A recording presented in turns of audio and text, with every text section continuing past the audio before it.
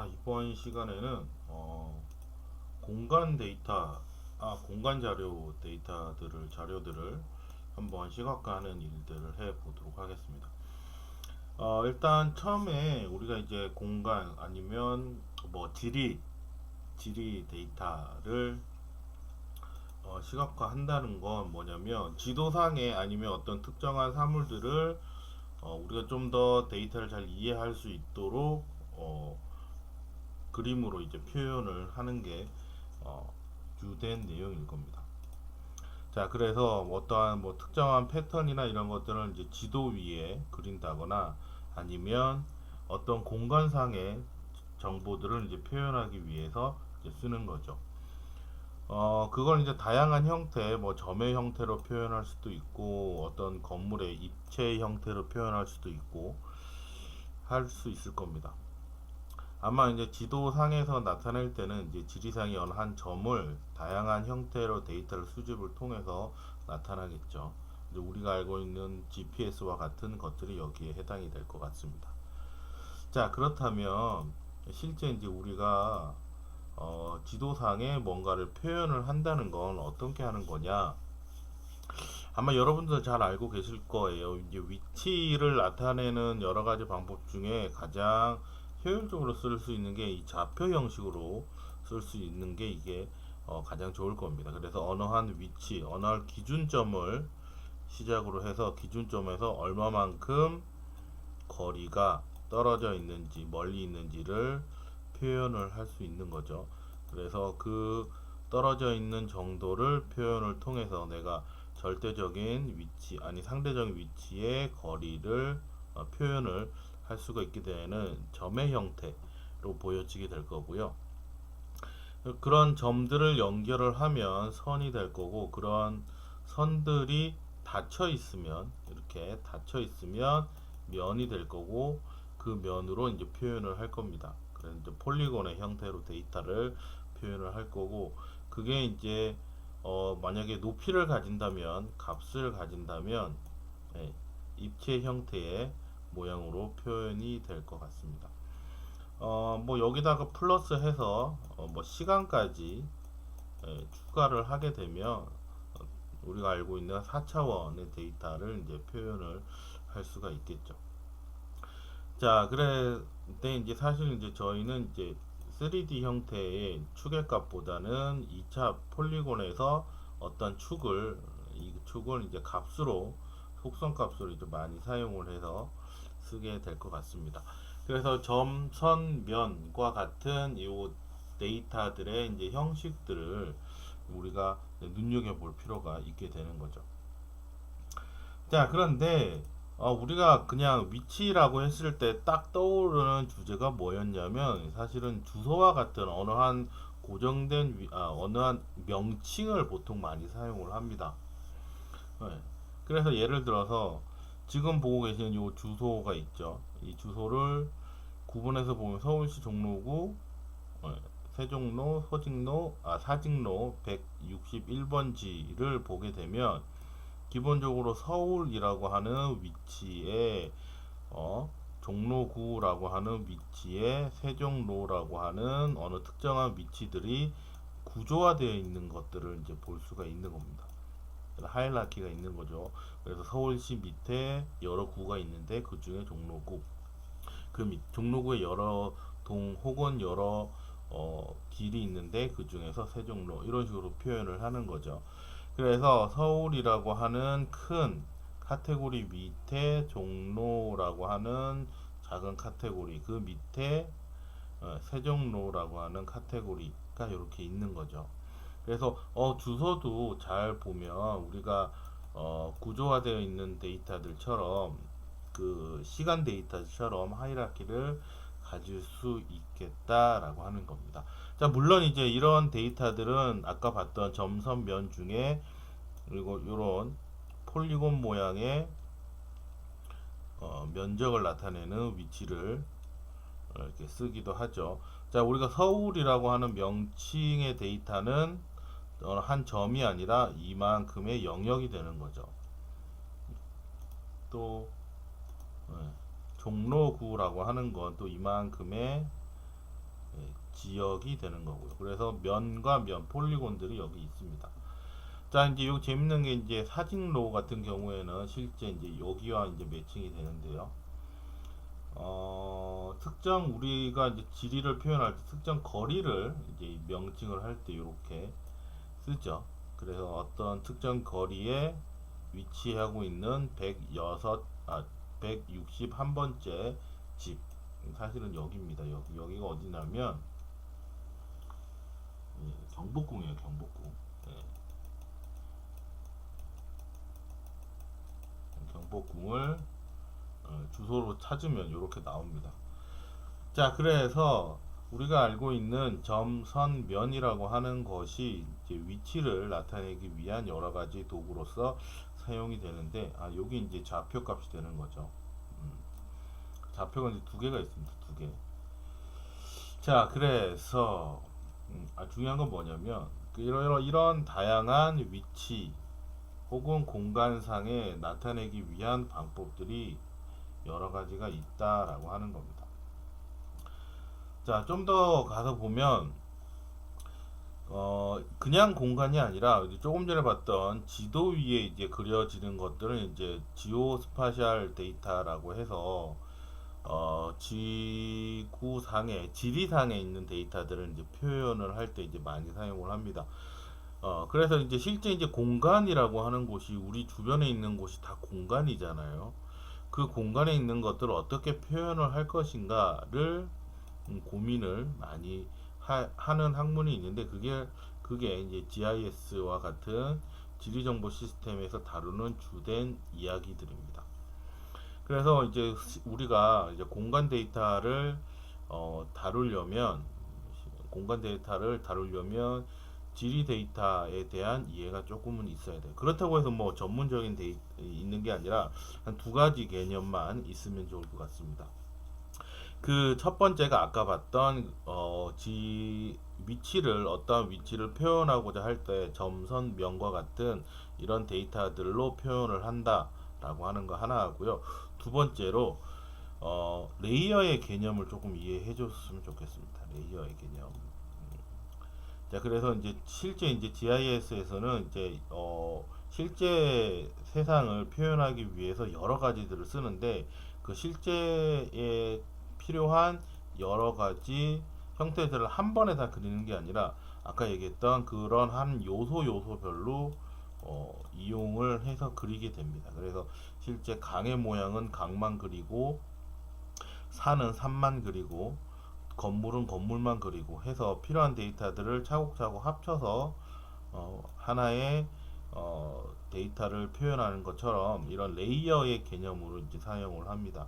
그래서 우리는 이제 실제 월드를 보는 것보다는 이제 함축적인 의미에서의 데이터를 더 바라보니까 이 중에서 우리가 필요한 레이어들만 뽑아내서 필요한 것들만 이제 표현을 하는 형식으로 많이 쓰게 되는 거죠. 예를 들어서 이건 이 신문 기사를 스크랩한 건데요. 뭐 서울시 구역별로 봤을 때 열대야가 심한 지역을 이제 표현을 한 겁니다. 그래서 높고 낮음을 숫자의 값을 색깔로 이렇게 표현을 해서 어느 지역인지가 이렇게 보여줄 수 있도록 쓰는 거죠. 그렇다고 해서 우리가 여기다가 실제 지도를 갖다 놓고 쓰는 건 아니라는 겁니다. 함축된 레이어, 여기서는 이제 쉐입 파일이라고 할 때도 있고 이제 아니면 구역이라고 할 때도 있고 각 구별에 정리되어 있는 위치 정보들을 간략하게 이용을 해서 데이터를 구성을 한 겁니다. 자, 그래서 우리가 이제 궁극적으로 해야 될 건 이런 간추려진 지리 정보들과 내가 가지고 있는 비즈니스 분석할 대상의 데이터들을 어떻게 표현할 것인가를 좀 더 집중적으로 이해를 할 필요가 있을 것 같아요. 자, 그래서 뭐 데이터를 나타내는 여러 가지 형식들이 있는데 뭐 이건 알고 넘어가면 좋을 것 같아 가지고요. 일단 벡터 형태로 데이터를 표현하는 방식이 있고요. 그 다음에 레스트 방식으로 데이터를 표현을 하는 게 있습니다. 이제 벡터와 레스터는 이제 점으로 표현을 하느냐 아니면 실제 그게 연결된 형식으로 데이터를 표현을 하느냐, 뭐 이런 두 개 타인데, 뭐 이거는 이미지를 확대하고 축소했을 때 픽셀이 보이느냐 안 보이느냐. 궁극적으로 REST는 하나의 기준에 의해서 점의 데이터로 표현을 하는 거고요. 벡터 같은 경우 벡터 같은 경우 이 밖에서 그림을 그려야 되는 게 맞을 것 같은데, 벡터 같은 경우에는 연결된 데이터들을 실제로 이제 어, 데이터들을 계산을 통해서 표현을 하고자 하는 분야가 벡터 데이터입니다. 그래서 벡터 데이터는 이제 연산에 처리하는 시간이 조금 걸리는 거고요. 대신에 아무리 확대하고 축소하고 우리가 쓰는 드릴 다운 스로업을 해도 이제 깨지지가 않는 거고요. 레스트 타입은 빨리 뭔가를 표현하는 데는 좋지만 확대하거나 축소하거나 할 때는 오히려 더 해상도가 이제 떨어져서 이제 쓰게 되는 거죠. 근데 그렇다고 해서 무조건 그럼 벡터가 무조건 좋은 거구나 라고 생각할 수도 있는데 그렇지는 않습니다. 그러니까 필요한 분야가 다 다르기 때문에 쓰는 거고요. 레스트 방식에서 많이 쓸 거고, 레스트 방식에 나중에 나오게 되는 것 중에 하나가 히트맵이라고 하는 걸 할 때는 레스트 방식으로 많이 사용을 해서 히트맵을 많이 그리게 됩니다. 자, 아까 봤던 다양한 데이터 소스로 통해서 세상을 이제 표현하고자 하는 거고요. 실제로 우리가 이제 BI에서 데이터를 수집하고자 할 때 그 데이터의 소스들이 이렇게 들어오게 되면 우리는 그 소스들을 가지고 층을 만들어서 데이터들을 이제 표현하는 식으로 이해를 하면 좋을 것 같습니다. 자, 이런 것들은 이제 개념적으로 이해를 하시고요. 이제 실제 이제 사용할 때 또 다른 내용으로 표현이 되니까 그때 가서 더 보도록 하죠. 자, 그 중에서 우리가 이제 제일 필요한 건 비즈니스 데이터 안에서의 지리 정보들은 어떻게 표현이 되어 있냐. 대부분 아까 봤던 것처럼 이런 주소의 형식으로 되어 있다는 게 문제인 거죠. 그럼 주소에 있는 건 좋아요. 형식으로 나누는데 이 주소를 그림으로 이제 지도상에 그리려면 요게 이제 문제가 되는 겁니다. 그러면 어떻게 해야 되냐면 그 지도상에 있는 데이터들을 어느 특정 블록이라든지 아니면 그 데이터들을 가지는 새로운 좌표 값들을 관계 형식으로 링크해서 가지고 다녀야 돼요. 그래서 만약에 어떠한 주소가 있으면 이 주소에 해당되는 특정 위치에 아니면 점이 될 수도 있고 아니면 이렇게 면이 되면 그 주소의 값을 매칭을 시켜서 항상 가지고 다녀야 되는 겁니다. 무슨 얘기냐면 원래 데이터가 있으면 위치를 나타내주는 또 다른 데이터가 관계형으로 이렇게 묶여져 있어야 된다는 거죠. 그러니까 이게 만약에 지도상에 있는 모든 점들이라면 데이터가 엄청나게 커지겠죠. 아니면 뭐 우리가 알고 있는 좁은 공간에 교실에 필요한 공간이라면 그 데이터 양이 작겠지만 그래서 그렇게 해서 이제 고민을 하는 게 그럼 이걸 다 우리가 만들어야 되는 거냐 아니면 우리가 이 데이터를 다 갖고 있어야 되는 거냐 하는 고민이 생길 때가 있습니다. 그런데 우리가 생각해 봐야 될 게 뭐가 있냐면 공간이라고 하는 게 만약에 특별한 정의된 공간이 아니라 우리가 특별하게 정의하는 공간이 아니라 정의된 공간, 예를 들어서 앞에서 봤던 주소, 우리나라의 특정 주소를 나타낸다면 그 주소는 바뀌지 않겠죠. 얼마 동안 상당 기간 동안 바뀌지 않겠죠. 그러면 그 주소를 내가 가지고 있는 것보다는 다른 사람에서 가져다가 쓰는 것도 괜찮을 것 같아요. 그게 이제 국토지리원 뭐 이런 데서 자국의 지리 정보들을 잘 관리하고 있으니까 그런 것들을 갖다가 쓰는 것들이 될 겁니다. 자, 하여튼 비즈니스 데이터에서는 글자로 되어 있는 게 이제 위치 데이터로 이제 바꿔야 된다는 게 이제 어렵다라고 하는 걸 말씀드리는 거고요. 그러면 실제 우리가 어느 수준에서의 데이터를 잘 다뤄야 되느냐? 그러면 일단 아까 얘기했던 것처럼 위치를 나타내고자 할 때, 뭐 예를 들어서 이제 지도상의 위치를 나타내고자 할 때는 우리가 실제 그림을 그 지도를 다 그릴 수는 없으니까 기본적으로 이제 지도 서비스들을 이용을 하게 됩니다. 뭐 구글이라든지 카카오라든지 미국의 맵박스라든지 뭐 빅맵이라든지 오픈스트리트맵과 같은 이런 네이버가 빠졌군요. 이런 지도 서비스들을 이용을 해서 우리가 뭔가를 표현하려고 하고, 그리고 이런 지도 서비스를 보면 대부분 어떤 것들이 있냐면 지도에 뭔가를 표시해 줄 수 있는 기능들이 있어요. 그래서 언어 위치들을 표시해 줄 수 있는 이런 기능들을 또 탑재를 하고 있습니다. 그래서 다양한 지도 서비스들이 있고요. 어, 또 이제 한 축에는 뭐가 있냐면 위치 분석을 할 때 이제 GIS라고 하는 분야의 전문적인 소프트웨어들이 있습니다. ArcGIS라고 해서 이제 세계적으로 가장 많이 쓰고 있는 GIS 툴이고요. 이제 실제 지도상의 데이터를 표현하고 뭐 분석하고 고도나 아니면 뭐 산의 기울기라든지 이런 거에 따라서 실제 뭐 양이 그 비가 오면 얼마나 많은 토사가 흘러내릴지 뭐 이런 구간 값을 계산을 하고 할 때 이제 사용하는 GIS 툴도 있고요. 아니면 이제 QGIS라고 해서 이거와 이거 더하기를 해버렸네. 어, 이거와 이제 쌍벽을 이루는, 쌍벽까지는 아니고 사실 이건 오픈 소스이기 때문에 예, 오픈 소스 기반의 GIS 툴이라고 해서 QGIS라고 하는 소프트웨어도 있습니다. 기능은 이제 얘를 이제 팔로우 하는 거죠. 많이 따라가려고 하고 오픈 해서 이제 사용을 많이 하고 있습니다. 국내에서는 아마 이 두 개가 아마 가장 많이 사용하고 있지 않을까 생각이 됩니다. 그래서 이제 GIS 전문 툴들이 있고요. 이제 이거와 별개로 그냥 우리가 간단하게 지도상의 데이터를 표현하고 뭔가를 집계할 수 있는 사항은 뭐가 있을까라고 하면 이제 지리상의 이제 데이터를 시각화할 수 있는 것들은 상당히 많은 툴들이 있습니다. 우리가 이제 알고 있는 R도 여기에 하나 포함이 되고요. R은 워낙 오픈 소스 기반의 뭐 다양한 분석들이 되기 때문에 그 중에서 어, 지도를 나타내는 데이터 맵을 패키지를 인스톨하면 쓸 수 있겠죠. 뭐 R이니까 뭐 파이썬도 될 것 같아요.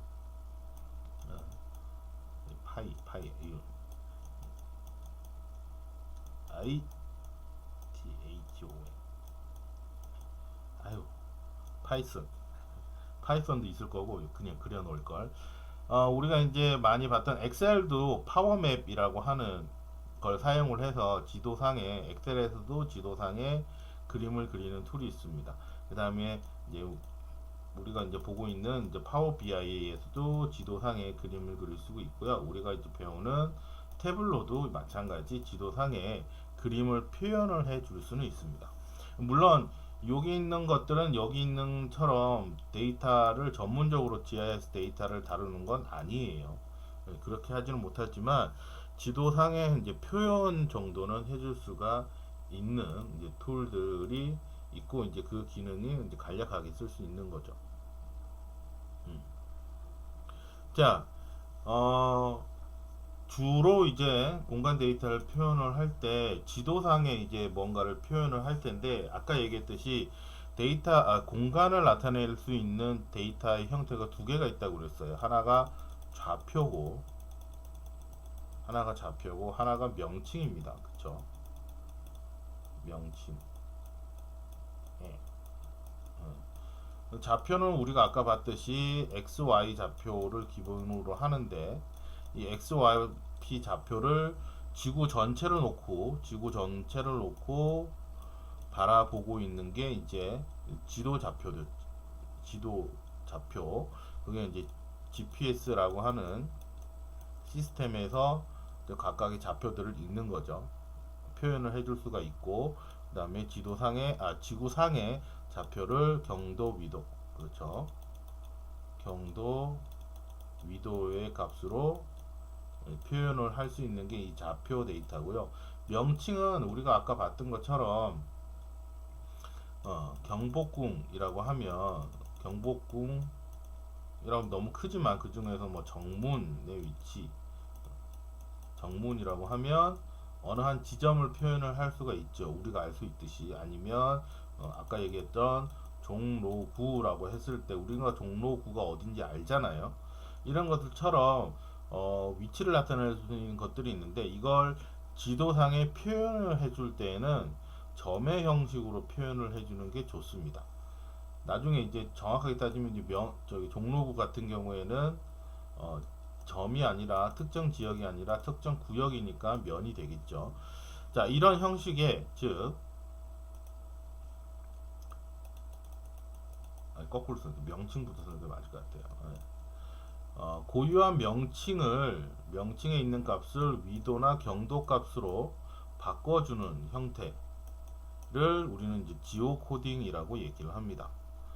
자, 그래서 아까 봤던 대부분의 비즈니스 데이터들이 이제 주소, 어드레스, 명칭으로 되어 있는데 이것들을 지도 위에 뭔가 점의 값으로 표현을 하려면 이걸 지오 코딩이라고 하는 과정을 거쳐야 돼요.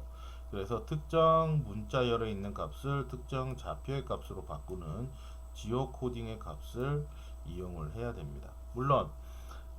이런 것들을 해주기 물론 이런 것들을 해주기 위한 서비스들이 아까 지도 서비스들이 이런 일들을 해주는 겁니다.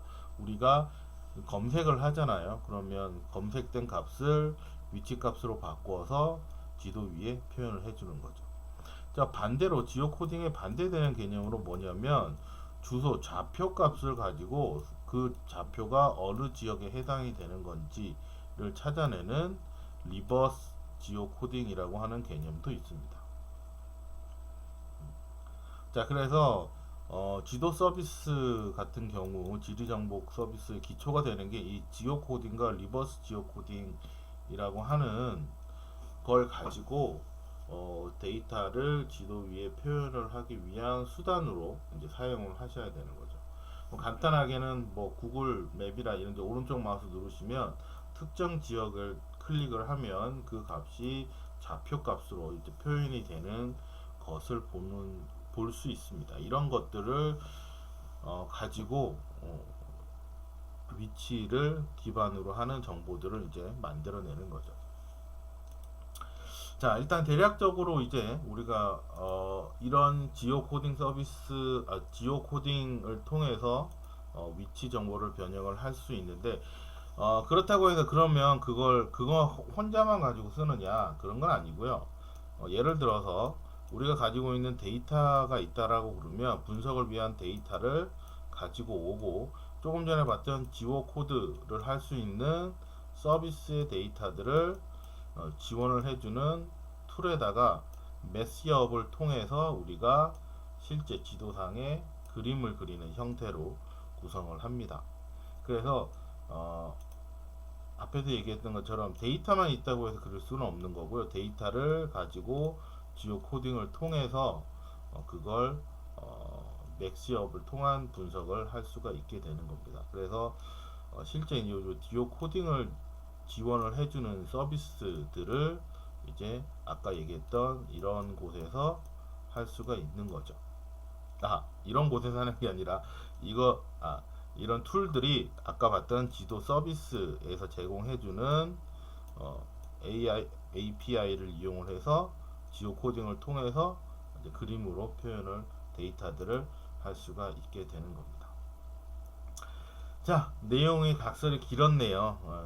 그래서 우리가 이제 결론적으로 뭘 할 거냐면 오늘은 세 가지를 한번 해보려고 합니다. 일단 명칭을 가지고 국가별로 데이터를 집계를 할 건데 우리 슈퍼스토어 데이터를 가지고 국가별 데이터를 한번 지도상에 표현을 해보고요. 두 번째로 서울대공원 이용 고객들의 GPS 데이터를 이용을 해서 그 고객들의 이동 경로를 한번 이용을 해보도록 할게요. 좌표. 그 다음에 세 번째로 서울시 인구를 그 다음에 우리 동이죠. 구 동별로 한번 서울시 인구 집계를 한번 해보도록 하겠습니다. 그걸 어떻게 지도 위에 표현을 할 건지 그걸 한번 해보도록 할게요. 그래서 오늘 요 실습은 세 가지를 간단하게 해보도록 하겠습니다. 자, 그러면 이제 실습으로 넘어가도록 하죠.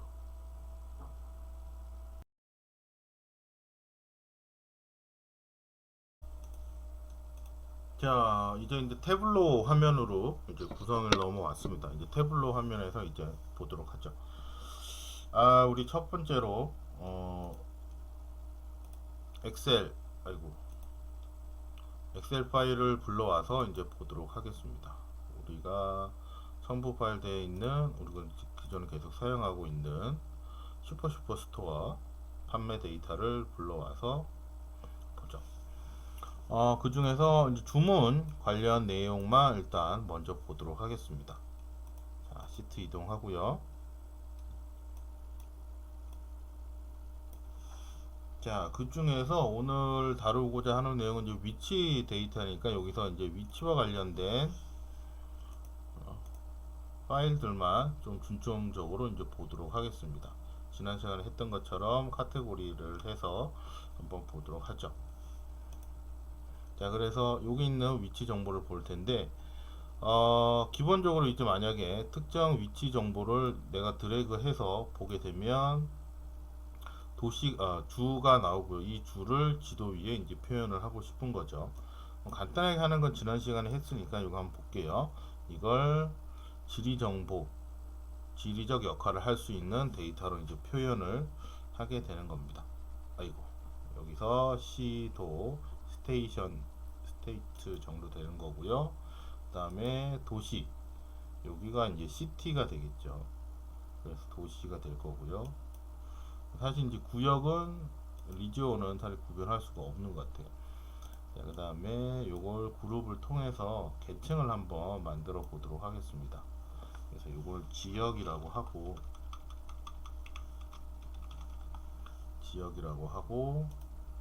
그 지역 안에는 리지온도 이렇게 포함이 되게 할게요. 자, 여기는 이제 각각의 그 구조의 위치를 나타내는 거니까 여기서 사실 도시보다는 미주가 더 위에 올라가야 될 겁니다. 여기는 세 가지의 형태로 표현이 될 거죠. 그러면 이걸 표현을 하면 이렇게 될 것 같아요. 구역 밑에 주가 있고 주 밑에 도시들이 있는 형태, 이런 형태의 데이터가 될 것 같습니다. 자, 그러면 이거 한번 보죠.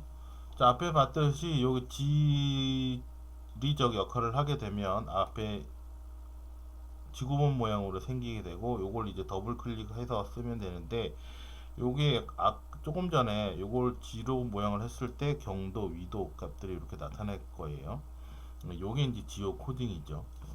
그래서 이런 툴들이 이제 지오 코딩을 할 수 있도록 직접 도와줍니다. 그래서 미주를 더블 클릭해서 경도, 위도 값이 행열에 이렇게 올라가게 되면 지도를 보여주게 되죠. 위치를 편집을 하겠습니다. 대한민국이 아니라 미국으로 편집을 해서 위치를 매칭을 시켜줄게요. 자, 그래서 보면 각 주별로 그림이 이렇게 나타낼 겁니다. 그리고 구조화되어 있는 점으로 표시를 하면 각각 다르게 표시가 되겠네요.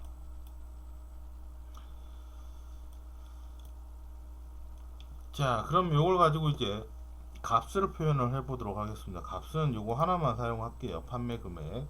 그래서 매출의 크기나 색깔로 표현을 하시면 매출의 값이 색깔로 표시가 된다고 했죠. 자, 이걸 도시별로 나누면 어떻게 될까? 이렇게 점으로 표시가 됩니다. 그러니까 궁금하죠. 저는 조금 전에 이 봤던 도시를 아까 여기 있는 주처럼 채워진 걸로 그리고 싶은데 이건 그릴 수가 없나요? 네, 그릴 수가 없어요. 왜냐면 앞에서 얘기했던 것처럼 여기 있는 미주에 해당이 되는 캘리포니아에 해당이 되는 위치의 정보는 태블로가 가지고 있습니다. 어떻게 갖고 있냐면 여기 있는 면으로 가지고 있어요. 이 쉐입 모양, 쉐입 어떤 문양이라고 하는데 쉐입 파일의 형태로 요 지역을 가지고 있는데 그 도시에 해당이 되는 요 도시에 해당이 되는 정보는 얘가 없습니다. 태블로가. 물론 마찬가지 모든 프로그램들이 이제 다 그런 거에 따라 다르겠지만 전문적인 툴이라면 이제 이런 정보까지 이제 담고 있겠죠. 자, 그래서 이 도시를 그릴 수는 없어요. 단순히 점으로만 표현을 할 수가 있는 겁니다. 자, 그렇게 해서 한번 도시별로 비교를 한번 해봤습니다. 이걸 이제 색깔을 이용을 해서 각 주별로 지역별로 이렇게 나누어서 볼 수 있는 거죠. 자, 그러면 내가 해당되는 지역이 어디인지 값을 볼 수가 있을 겁니다. 자, 여기다가 이번에는 각 주별로 다른 걸 하나 해보도록 할게요. 뭘 할 거냐면 각 주별로 매출을 한번 그려보도록 하겠습니다. 매출을 원의 크기로 한번 그려보도록 할게요. 자, 원의 크기인데 매출이 각 도시별로 이렇게 존재를 하는데 이 도시 안에 어떤 제품이 매출이 더 많을까, 어느 제품이 종류가 더 많을까를 한번 비교를 해보도록 하겠습니다. 자, 그래서 범주를 색깔로 하려고 했더니 겹쳐져서 안 보여지네. 이 하나의 한 주에 데이터를 좀 여러 개 표시를 하려고 하니까. 자, 그래서 이번에는 어떻게 할 거냐면, 이거 너무 크다. 조금만 크게 하고요. 요 원을 파이 차트로 한번 만들어 보도록 하겠습니다. 파이 차트로 만들고 제품의 범주를 색깔로 이렇게 구분을 할게요. 그러면 세 가지의 제품이 요 회사의 요 지역에 판매되고 있는 걸 알 수가 있고요. 그럼 이게 얼마쯤 차지합니까? 라고 하는 건 파이 차트의 요 각도에다가 판매 금액을 집어넣으면 값의 크기만큼 비율이 다르게 표현이 되는 거죠. 자, 이렇게 이제 표현을 할 수도 있겠네요. 그래서 이렇게 파이 차트를 이용을 해봤고요. 이왕이면 요 파이 차트에 뭐 숫자나 글자 값이 보여줬으면 좋겠어요. 그래서 파이 차트에 숫자를 보여주는데 그 숫자가 여기 이제 전체 금액이죠. 전체 금액이니까 숫자를 다른 값으로 보여주면 어떨까? 어떻게 구성 비율 값으로. 그럼 여기 구성 비율 값으로 보여지게 되겠죠. 자, 근데 구성 비율인데 비율이 좀 이상하다, 그지? 자, 그래서 매출 합계의 구성 비율인데 이렇게 해버리면 그냥 미국 전체의 매출의 비중을 차지하는 걸 보여주죠. 그럼 여기 정확하게 따지면 어떻게 되냐면 미국 전체 중에 오리곤의 OA 기계의 매출은 2.9%를 차지한다. 이렇게 되는 겁니다. 이렇게 되는데 이 기준을 한번 바꿔볼게요. 어떻게? 요 주별로 한번 계산을 해볼게요. 자, 퀵 필터로 계산해서 구성 비율을 하는데 이 구성 비율을 기준을 한번 다르게 해보겠습니다. 다른 값으로 기준. 자, 여기 보시면 도시로 결정이 되어 있는 게 있죠. 이걸 제품 범주로 한번 바꿔볼게요. 그러면 각각의 제품 범주의 값으로 보여지겠죠. 그래서 요 오리곤주에 이렇게 합쳐지면 오리곤주의 OA 기계의 매출 비중은 68% 이렇게 해서 바꿀 수가 있습니다. 요거는 이제 또 다음에 할 거예요. 자, 계산된 필터의 조건 값들을 다르게 해주는 거. 자, 이렇게 해서 표현을 할 수가 있겠습니다.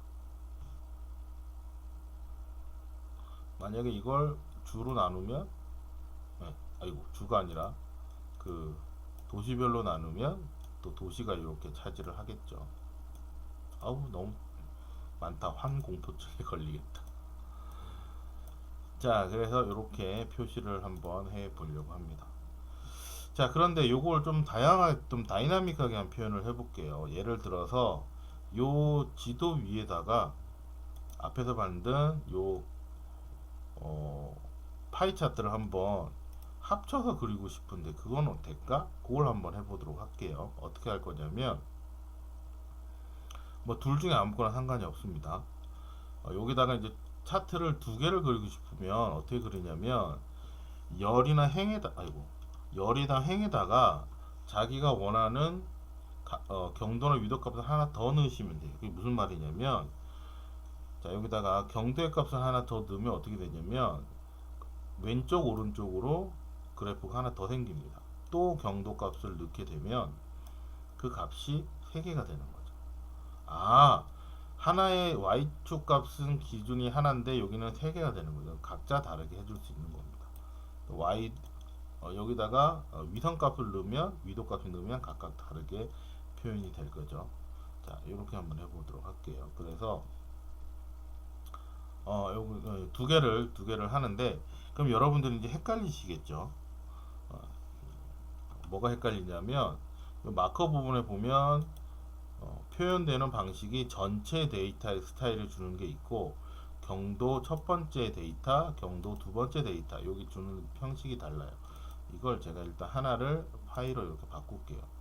자, 그러면 이제 모양이 좀 바뀌는 게 이해가 되시죠? 그러면 모양도 좀 다르게 달라지는 게 보여질 겁니다.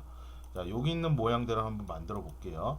자, 그래서 이거 빼고 미주 지역을 파이 차트로, 색깔은 범주로, 그 다음에 크기, 금액은 합계 금액은 보여주는데 이걸 구성 비율의 범주로 데이터를 표현. 그렇죠. 여기 좀 모양이 좀 작아서 그래요. 요거 크게 하셔도 되고 작게 하셔도 되고. 자, 이거 다 됐네요. 둘 중에 이제 맨 마지막으로 해야 될 게 뭐냐면, 맨 마지막에 해야 될 이 두 개를 이제 합쳐 보도록 하겠습니다. 합치려면 어떻게 해야 되냐면, 자, 그 간단한데요. 생각을 해보면 이 두 개가 있는데 이 두 개가 사실은 XY 축이잖아요. 이 XY 축을 이중축이라고 해가지고 이 두 축을 이렇게 합치는 겁니다. 자, 이렇게 축을 합치게 되면 어떻게 되냐면, 두 개를 하나로 합쳤으니까 이렇게 같은 크기의 모양으로 이렇게 나타나게 되는 거죠.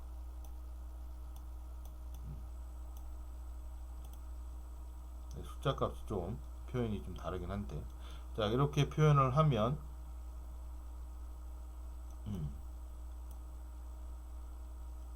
재밌게 표현을 할 수가 있지 않을까 생각을 한번 해봅니다. 그래서 이중축으로 이렇게 표현을 해서 한번 바꿔봤어요. 자, 여기다가 이제 뭐 하나 더 해볼까요? 예를 들어서 내가 특정 지역을 선택을 하면 특정 지역에 있는 값만 좀 보고 싶다. 이게 너무 크니까. 자, 그래서 여기다가 필터를 하나 걸도록 하겠습니다. 필터를 할 건데 뭘 필터를 할 거냐면, 여기 이름을 필터 표시를 한번 해보도록 할게요. 줄을 전체 필터에서. 그러면 왼쪽 화면에 오른쪽 화면에 이렇게 필터 항목들이 이렇게 나타납니다. 그래서 지금은 이제 전체 선택이 되어 있어서 그런데요. 지우고 하나를 선택을 하면 한 지역만, 이렇게 두 지역만 선택을 해서 볼 수가 있어요. 여기 이제 필터인데요. 이 필터를 조금 더 기능을 써시려면 이 필터 항목의 오른쪽에 드롭 버튼을 누르시게 되시면 필터에 여러 가지 종류들이 있어요.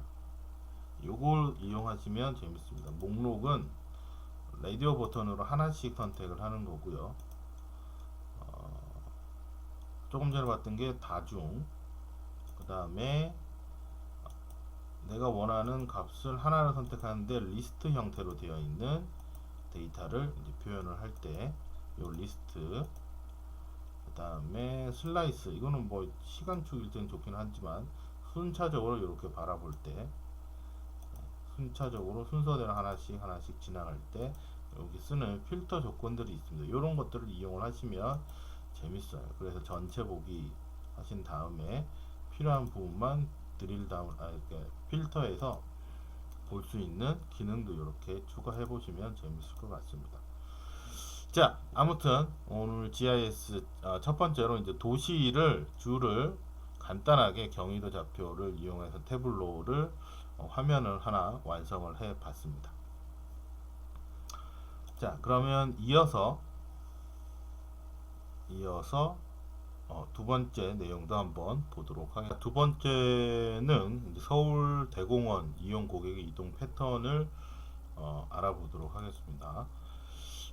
기본적으로 이제 그 앞에서 얘기했던 서울대공원 GPS 이동 고객 데이터를 이해하기 전에 이제 수집된 데이터의 특성을 먼저 이해를 해야 될 것 같아요. 그 GPS의 데이터를 이용하기 위해서 예전에 이제 소니에서 만든 조그만한 이제 휴대용 트래커라고 보통 얘기를 하는데 조그만한 트래커가 연구실에서 이 데이터를 가지고 실제 서울대공원에 이동하는 고객들이 어느 경로를 통해서 어떻게 이동을 할까에 대한 이야기를 한번 했습니다. 그래서 총 샘플로 해서 5개 그룹을 대상으로 했고요. 그 그룹들 각각 특징에 따라서 이동하는 패턴이 뭐가 다를까를 한번 시각적으로 또 확인을 한번 해봤습니다. GPS 데이터는 이제 글로벌 포지션 시스템으로서 지도 위에 지구상 위에 떠 있는 GPS 위성 고정체 위성에서 주는 정보를 수신해서 그 수신된 정보를 이렇게 기록으로 남기게 되고요. 그 기록을 바탕으로 해서 자기가 어느 위치에 있는지를 스스로 자기가 알아내게 됩니다.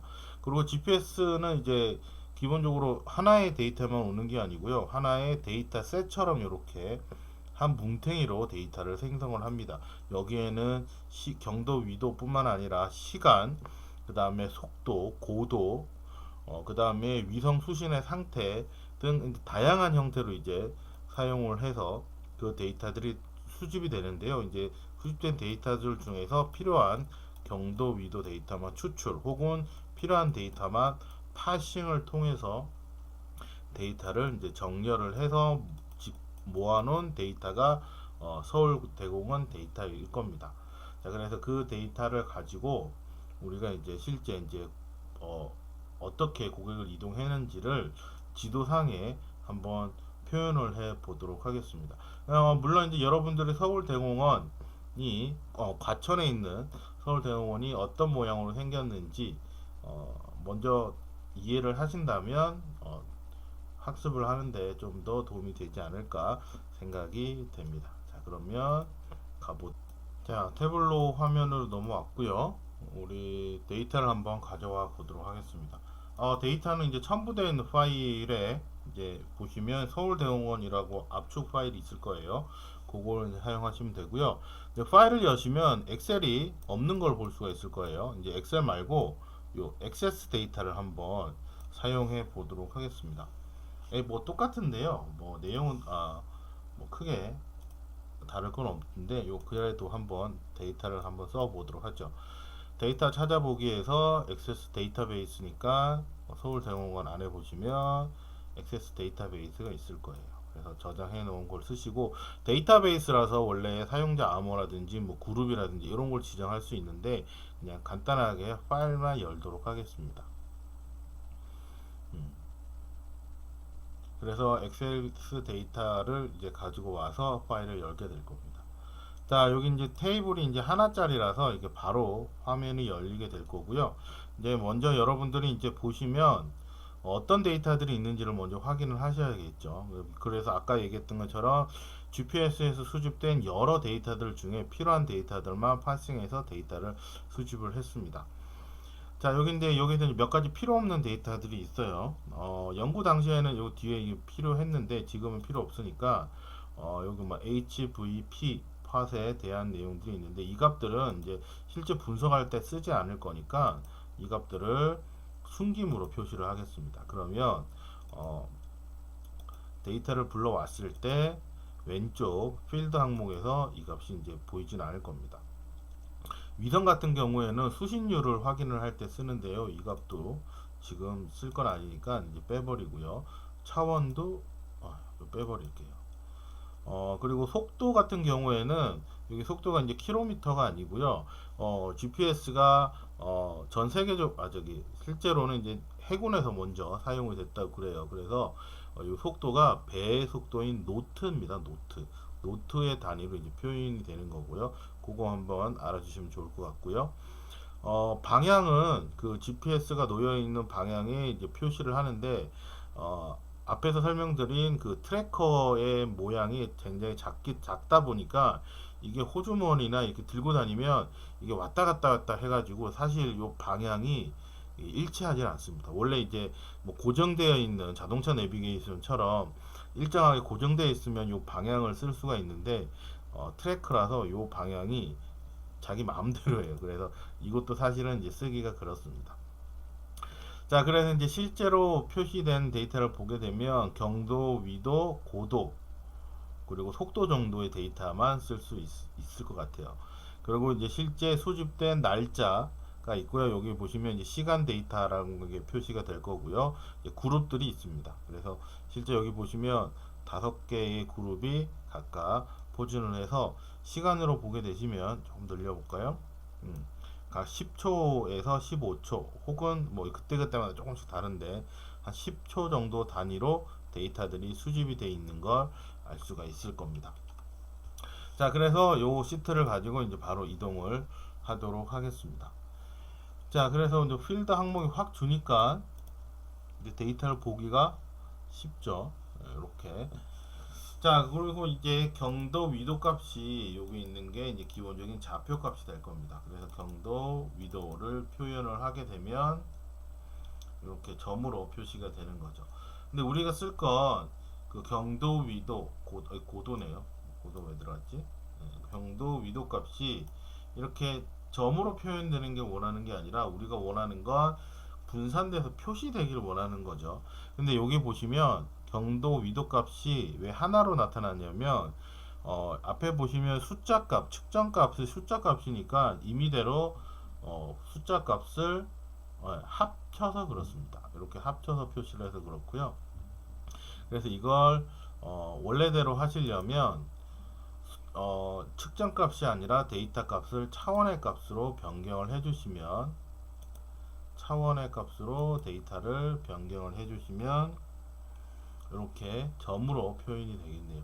XY를 했을 때 위도나 경도 값이 바뀌었네요. 이렇게. 그래서 점으로 표시가 될 겁니다. 물론 처음부터 경도나 위도 값을 넣을 게 아니고요. 나는 계산할 게 아니라 있는 그대로 보여줄 거야. 그래서 위도와 경도 값을 이렇게 올려서 차원의 값으로 사용하셔도 됩니다. 그럼 이렇게 되면 차원의 값은 숫자 값으로 이렇게 표현이 되는 거죠. 그럼 그림을 안 그리잖아요.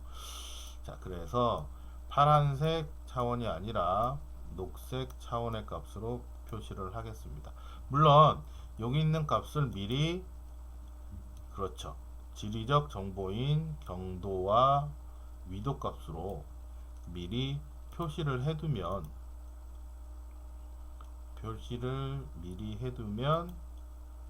더블 클릭했을 때 경도나 위도 값으로 표시가 되는 걸 알 수가 있을 겁니다. 자, 여기도 이제 뭔가 점 하나로 표시가 되죠. 이유는 뭔지 아시겠죠? 평균이라고 하는 집계된 값으로 표시가 돼서 그래요. 여기도 마찬가지 차원으로 값을 표시하겠습니다. 그러면 특정 지역에 이렇게 분산되어 있는 점처럼 보이죠. 그 대신에 배경은, 그렇죠, 지도가 되는 거죠. 자, 그런데 지도가 너무 밋밋하다, 그죠? 지도가 왜 이렇게 밋밋할까 봤더니 지도에 모든 다른 옵션들이 많이 없어서 그런 것 같아요. 그래서 맵에 가셔가지고요, 맵 계층이라고 하는 걸 한번 선택을 해 보도록 하겠습니다. 맵 계층을 선택을 하시면 왼쪽에 요 계층들이 나타나게 됩니다. 여기 보시면 여러 가지들이 있는데, 여기 보시면 체크 안 된 부분들이 있죠.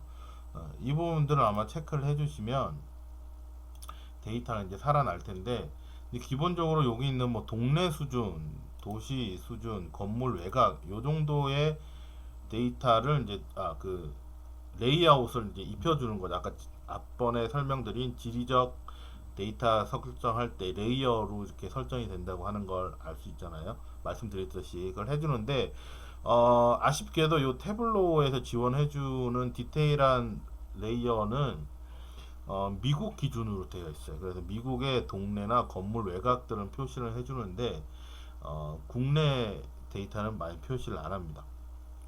그래서 위에 있는 걸 해보시면 지형 해양선 도로 정도까지는 이렇게 이제 표시가 되는데 동네까지 수준까지는 안 내려가요. 그래서 길 정도 표시까지 표기될 겁니다. 여기 체크를 한번 쭉 해보시고요. 요 밑에는 요 경계 요 밑에까지는 미국 서비스라고 보시면 좋을 것 같습니다. 자, 이렇게 하면 그래도 좀 길이 있는 도시까지는 표시가 되는 걸 알 수가 있을 거예요. 자, 그 다음에 맵 계층의 스타일을 좀 바꾸면 채워진 그림이라든지 모양의 값으로 변경이 되는 걸 좀 알 수 있겠네요. 이게 좀 낫죠. 그래서 다양한 지도들을 이용을 하는데 그래서 여러가지 지도의 스타일들을 변경을 하시면 우리 네이버 지도 쓰는 듯이 이렇게 지도들을 이용하실 수가 있을 겁니다. 자, 그래서 여기 가장 뭐 디테일한 지도까지 이제 표현을 해서 가 보면 표시는 되는데 여기 정확하게 어떤 사물들이 있는지는 잘 모르겠어요. 자, 그래서 이걸 좀 더 재밌게 이제 표현해 주기 위해서 하나 더 추가를 하도록 하겠습니다. 그게 뭐냐면 첨부되어 있는 데이터에 보시면 사진 그림이 하나 있을 거예요. 그림을 하나 클릭을 해 보겠습니다. 따단. 아이고, 뭔가 이것도 뷰로 봐야 되나 봐요. 그림이 있는데 이게 뭐냐면 과천 서울 대공원에 있는 사육사를 좀 임의대로 이렇게 디테일하게 위치도처럼 그림을 표현을 해 놓은 겁니다. 그래서 그냥 지도보다는 좀 더 디테일한 지도로 이제 표시가 되는 거죠. 뭐 개념도 아니면 상세도 정도라고 하시면 좋을 것 같아요. 그래서 이 그림을 배경으로 해서 여기서 지원해주지 않는 부분들을 한번 해보도록 하겠습니다. 물론 이 정도 수준에서 대략적인 수준에서 예를 들면 뭐가 있을까? 전체 경로가 어떻게 되는지 이런 것들은 볼 수 있지만 요 상세 지도는 없는 것 같아요. 서비스를 안 해주는 것 같으니까 요걸 한번 바꿔보도록 하겠습니다. 자, 그래서 맵에 기존에 있던 맵 서비스가 아니라 이미지로 맵을 하나 넣도록 할게요. 그러니까 우리가 새로운 레이어를 하나 집어넣는다고 생각하시면 될 것 같습니다. 자, 그래서 레이어를 하나 넣는데 지도 대신에 이미지를 하나 쓸 거예요. 이미지 추가. 이미지는 어디 있는지 다운로드 받은 파일 밑에 그림 파일로 집어넣겠습니다. 자, 이렇게 해서 지도는 들어왔는데 중요한 건 이제 여기 있는 화면에 여기 있는 경도 위도 좌표를 이렇게 찍어야 정확하게 위치 값이 나오게 될 거예요. 그래서 현재 여기 있는 요 그림의 좌표를 우리가 임의대로 줘도 상관은 없는데 원래 뭐 예를 들어서 여기가 0이고 여기가 10이면 뭐 마음대로 줘도 상관은 없지만 실제 데이터가 좌표 데이터죠. GPS에서 좌표 데이터니까 여기도 이 좌표 위경도 값을 줘야 돼요. 그래서 경도의 왼쪽 오른쪽에 최소값과 왼쪽 오른쪽 값 그리고 위아래에 이 좌표 값을 다 부여를 해 줘야 됩니다. 이 다 값을 부여를 해 줘야 되고요. 자, 그래서 이 값을 부여를 해 주는데 게시판에 보시면 요 강의 자료실을 보시면 오늘 할 내용의 그 문서 파일이 있을 거예요. 그거 열어보시거나 하시면 이렇게 생긴 서울시 대형 이미지 좌표가 있을 겁니다. 이 좌표를 집어 넣으시면 돼요. 그래서 여기 있는 이 좌표 값을 왼쪽 오른쪽에 맞춰서 집어 넣으시면 요 값이 딱 맞게 될 겁니다. 저 그냥 복사해서 집어 넣을게요. 컨트롤 C, 컨트롤 V 바로 해서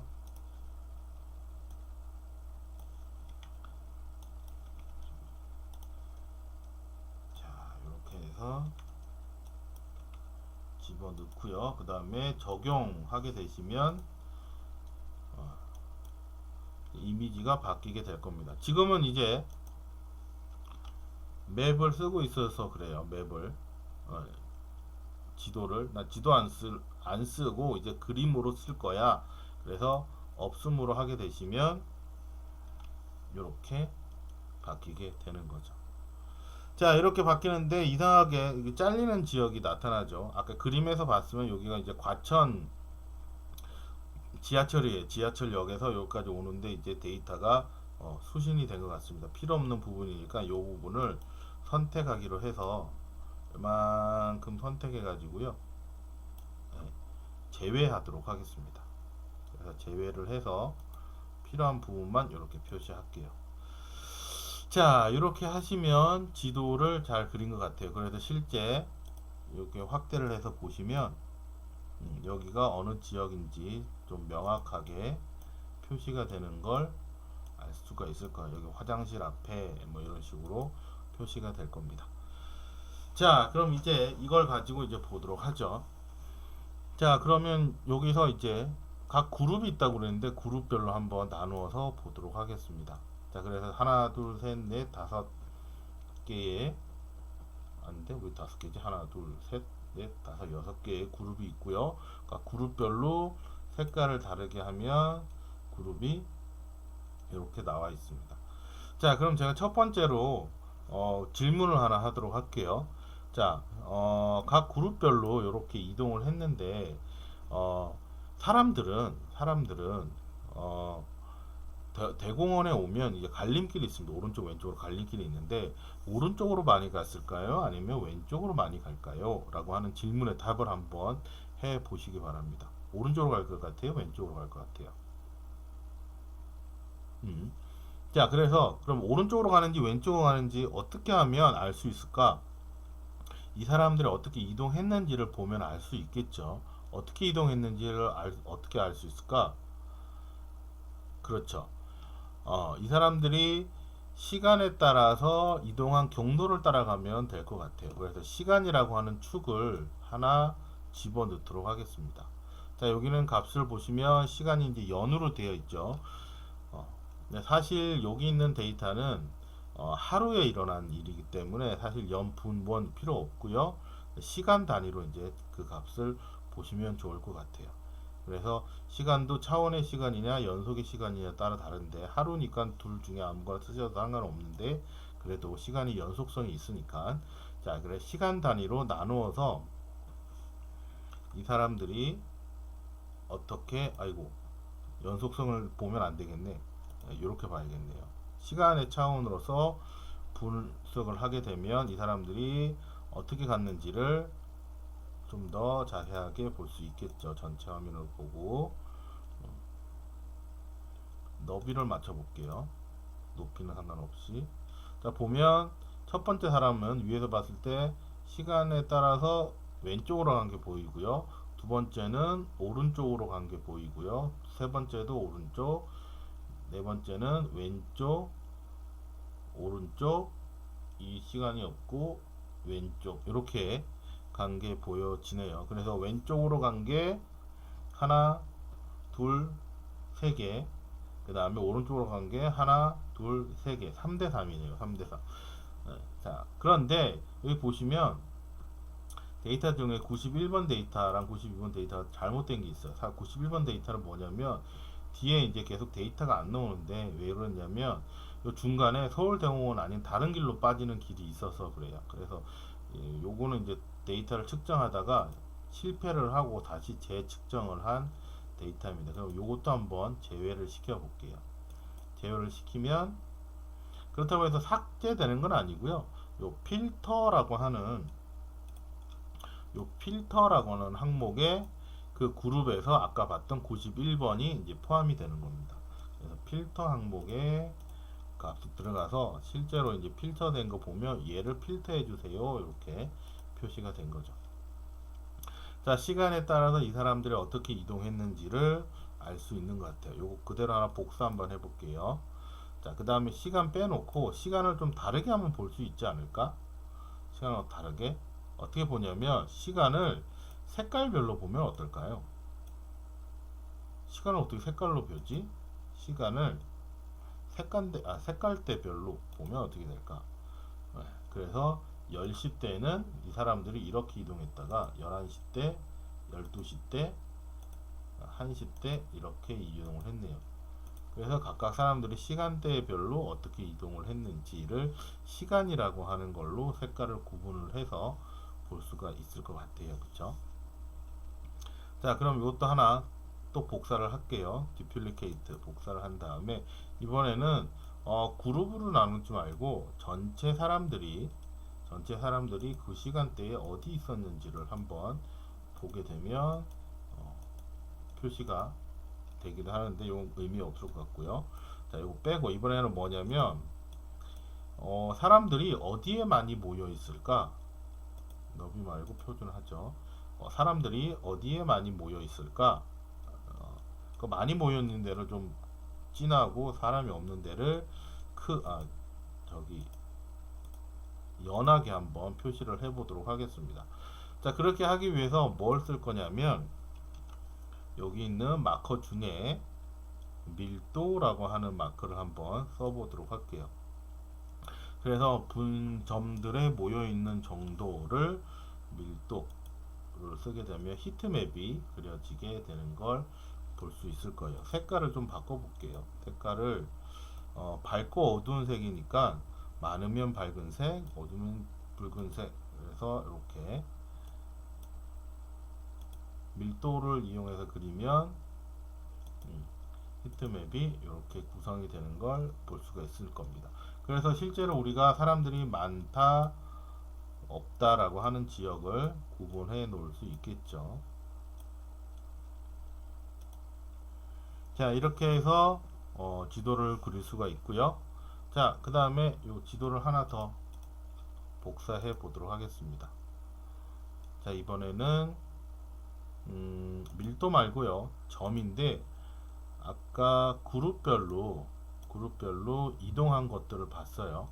자, 그럼 이 그룹별로 이동했을 때 사람들이 시간대별로 어떻게 이동을 했는지를 좀 더 재밌게 한번 관찰을 해 보도록 하겠습니다.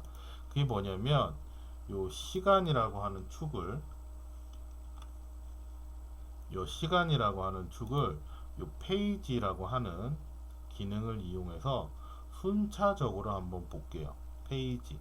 자, 그래서 시간을 순차적으로 보는데, 아이고, 안 들어갔다. 네, 페이지에다 집어넣어서 보는데, 여기 시간이죠. 네, 이게 하루니까 시간 단위로 한번 쪼개서 볼게요. 그래서 아까 봤을 때 10시 때, 11시 때 이렇게 나왔죠. 오른쪽 끝으로 가면 필터 항목에 요 시간이라고 하는 필터 항목이 생겼네요. 그래서 11시, 12시, 1시, 2시, 3시 이렇게.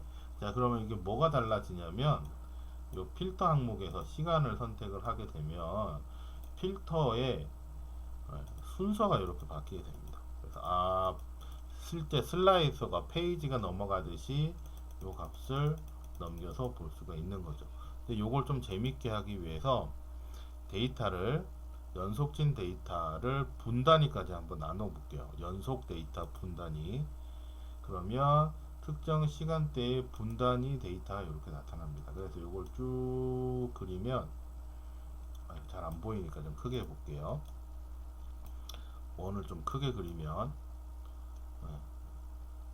천천히 이동하는 거 보면 시간의 흐름에 따라서 그 1분대에 어디 있었는지를 이렇게 표시를 해주게 되는 거죠. 자, 요걸 속도를 높이는 애니메이션처럼 연속적으로 보게 되면 살아서 움직이는 것처럼 이렇게 나타나게 될 것 같네요. 자, 그래서 뭐 이런 애니메이션 기능도 하나 더 추가할 수도 있고요. 그 다음에 좀 더 들어가게 되면 여기다가 꼬리를 하나 달아줄 수도 있어요. 꼬리 추적을 할 수도 있는데요. 데이터를 선택된 거 말고 그냥 전체 데이터를 이걸 가면서 마커를 표시를 해줄게요. 추적을 해서 표시를 하나 해줘 보도록 하겠습니다. 그럼 어떻게 되냐면, 아이고, 마커가 사람 이제 그 지나간 곳에 이제 트랙이 돼서 이제 표현이 되는 거죠. 그래서 실제 이제 경로를 시간상으로 우리가 눈으로 흔적을 확인을 할 수가 있겠습니다. 자, 그래서 연속적인 데이터의 변화를 눈으로 확인을 할 수가 있겠네요. 그래서 그 객체가 어떻게 이동을 했는지를 보기 위해서 이렇게 이해를 했습니다. 자, 이것도 하나 더 복사해 보도록 할게요. 자, 이번에는 시간 뭐 이런 것 좀 재밌는 것 좀 빼고 문제를 이제 해결을 한번 해 보도록 하겠습니다. 뭐 하려고 하느냐면, 실제 이제 이렇게 재밌게 하는 게 아니라 이걸 문제를 이제 해결을 해야 되잖아요. 예를 들어서 여러분들이 이제 그 여기 대공원에 있는 관리자라고 합시다. 아니면 뭐 사업권자라고 합시다. 그럼 만약에 여러분들이 대공원에 쓰레기통을 하나 설치를 해야 된다면 어디다가 설치를 하는 게 좋을까요? 그러면 아까 세 번째 질문에서 했던 밀도죠. 사람들이 많이 모여 있는 곳에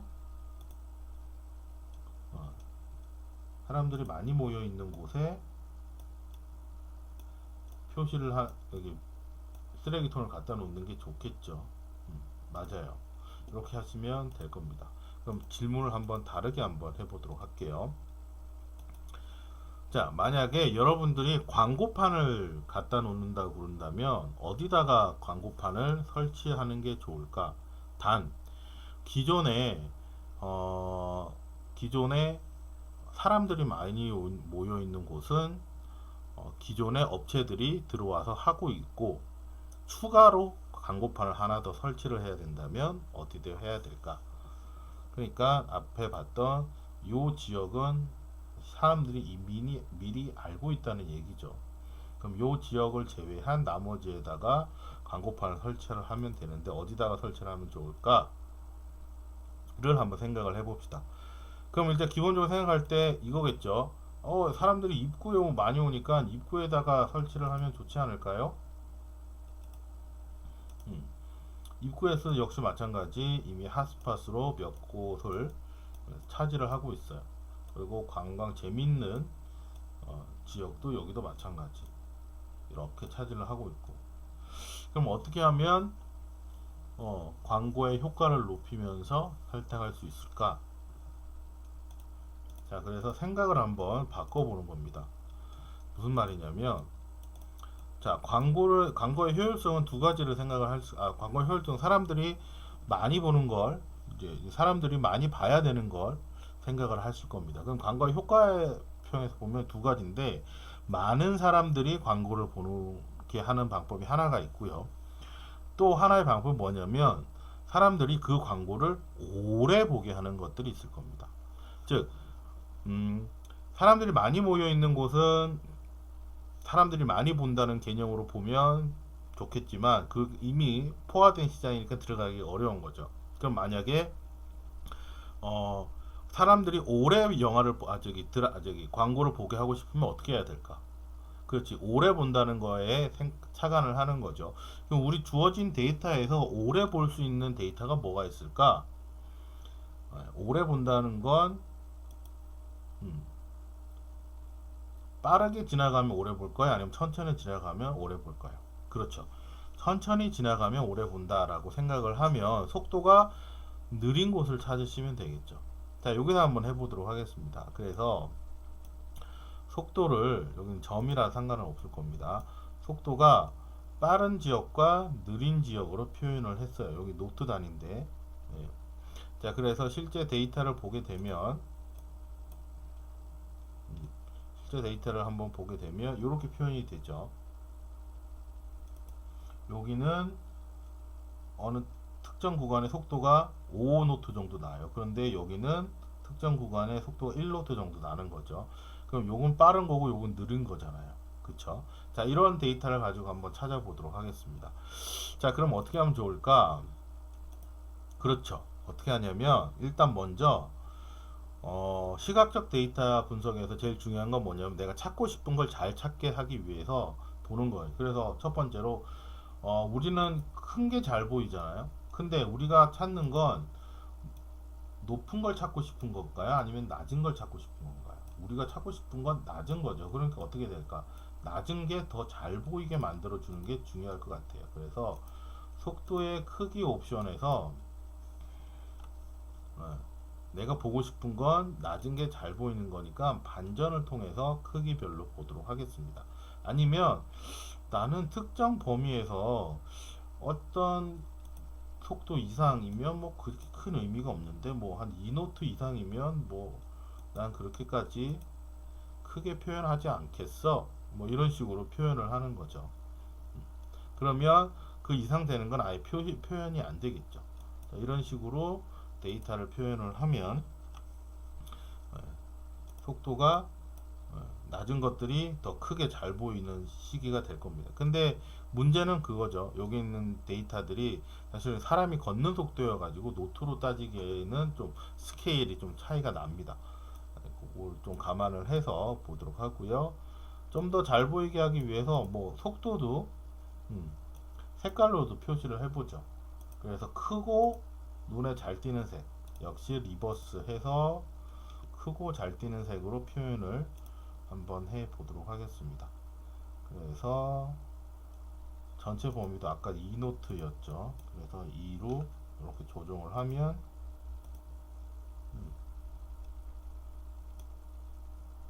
색깔이 더 반대가 됐네요. 그렇죠. 이렇게 돼야 맞죠. 더 잘 보이는 색이니까. 빨간색이 더 잘 보인다는 전제 하에. 자, 그렇게 되면 분산이 되어 있는 걸 볼 수가 있겠네요. 자, 그래서 사람들이 속도가 늦고 느린 걸 크고 빨갛게 한번 표현을 해봤습니다. 그럼 실제 이게 얼마나 비교를 했을 때 괜찮은 건지 한번 비교를 해볼게요. 그래서 아까 봤던 3번, 그 다음에 이번에 봤던 2번 두 개를 비교를 해보도록 하겠습니다. 자, 여러 곳이 있긴 한데 한번 비교를 해보죠. 자, 일단 핫스팟은 역시 핫스팟으로 표시가 되는 것 같아요. 역시 많아요. 그쵸? 자, 이 지역들은 가기가 어려울 것 같습니다. 역시 사람들이 천천히 많이 움직이네요. 자, 그런데 속도 느린 곳을 보니까 여기는 사람들이 많이 모여 있진 않은데 여기는 근데 속도가 상대적으로 되게 느려요. 그쵸? 넓은 광장이기도 하고요. 물론 이제 다른 곳곳에 표시를 하면 좋겠지만 그래도 특정 사람들의 노출을 했을 때 가장 적절한 지역을 고르라라고 하면 만약에 저 같으면 이쪽 지역에다가 광고판을 하나 설치를 하면 어떨까 하는 저만의 아이디어를 한번 생각을 해 볼 수가 있을 것 같네요. 자, 이렇게 해서 GPS 데이터, 좌표 데이터를 가지고 지도를 그리는 것을 한번 살펴봤습니다.